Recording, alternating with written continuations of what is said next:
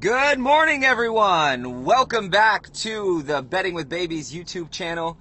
Today is Friday, October 18th, and we have got an exciting sports weekend ahead of us. Today we are going to preview some of our favorite bets heading into the weekend. We will have our member plays, and so you're looking for our full slate of member plays. As always, those plays will be available on Winible, and most of our NFL and college football plays have already been released because we like to beat the lines, and we've already started to see some really nice line movement.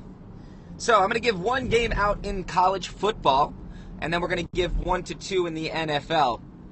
So let's start with college football Saturday game. A couple of really big primetime games coming up. I want to highlight the number one team in the country. Texas is taking on the Georgia Bulldogs. There is a lot of prestige with the Georgia Bulldogs coming into town, and the line is currently at -4. This line has started at 2.5. It's climbed up as high as 5, and now it's back down to 4. I think as we get to Saturday, what you're going to see is the public is going to look at this line and see Georgia as a +4 underdog, and I think it's going to get a lot of action.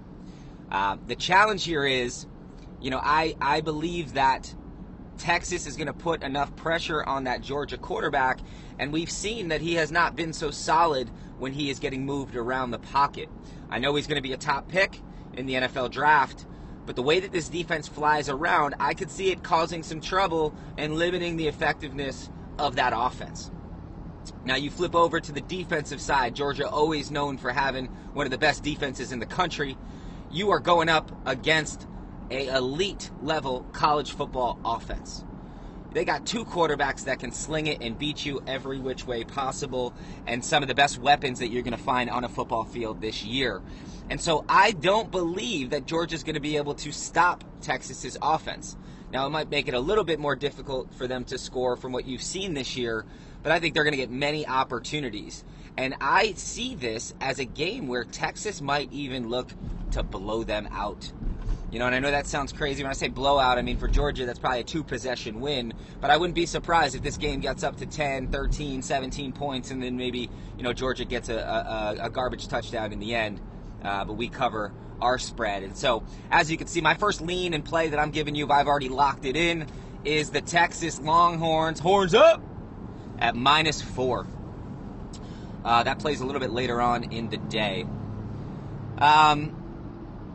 There's a lot of college football plays on the board. I definitely recommend. This is a sport that we've consistently have profited each week in college football. I got five best bets that I'm putting out in college football on the VIP card. So that was just one of 5.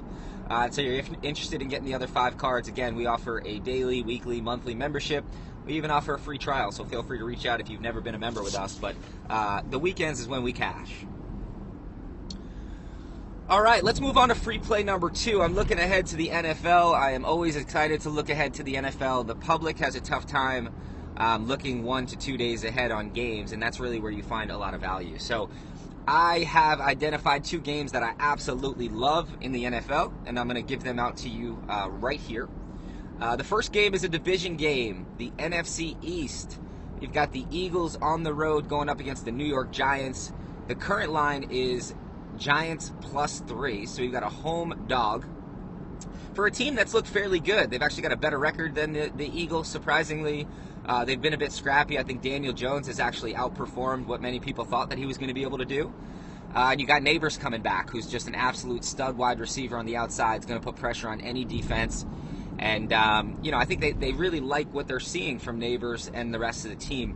One key piece about this game is that the Giants have put their starting lineman, one of the best linemen that they have on their team, is going on IR for the rest of the season. I mean, he's out for the rest of the season, as I should say.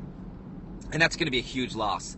The defensive line for the Philadelphia Eagles, that player they got there that I can't think of his name right now, his second season in the league, who's just an absolute wrecker. His name's Carter, last name Carter, absolute monster.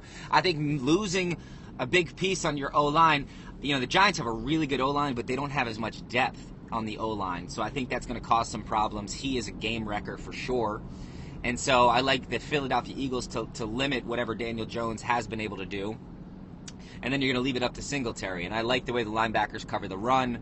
Obviously, you do got some good corners, but Neighbors is going to be a problem. I wouldn't be surprised if he got in the end zone and broke a few out. But overall, I like the Eagles to sort of limit them and bring them in below their average points that the Giants have scored this year. And then on the offensive side of the ball, I love me a good revenge game, right? You got Saquon Barkley coming back to New York.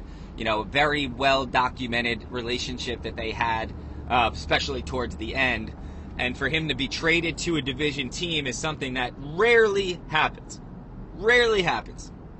And so that, to me, is a beautiful spot for the Eagles. You got a much more talented roster. You've got a more of a leader and consistent performer at the quarterback. You've got your weapons on the outside. A.J. Brown looked healthy. Dallas Goedert has been productive. And then you got Saquon Barkley that they're just going to let loose in this game. I could see them really wanting to emphasize him getting in the end zone. And for that reason, I love the Philadelphia Eagles at -3. I would not be surprised if this goes to 4 or 5 because I think the public will like the Eagles too. So we are going to be on the public side here. So now it's about getting in at the right value and getting the right number. At 3, I love it. At 2.5, it's an absolute max play. It's almost a game of the year. But right now it's 3, and I locked it in there. So I'm calling it a 2-unit play on our side, and that's our first free play in the NFL. Really appreciate you all tuning into this YouTube channel. We're going to be doing this, as consistently as we can. I don't have too much time that I'm not already using to build out the community, but I do like to get this out in the morning, give us a couple look-aheads, and an opportunity for folks who are really paying attention to betting with babies and our content to really get some extra line value and some winning plays. Again, we offer VIP.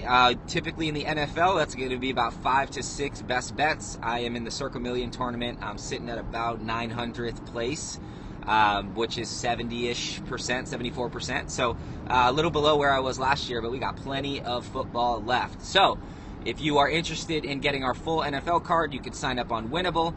Again, we have daily, weekly, and monthly passes. You can even sign up for the full season, and we're actually going to drop that price down for anybody who comes to us from this YouTube channel. So just reach out on that.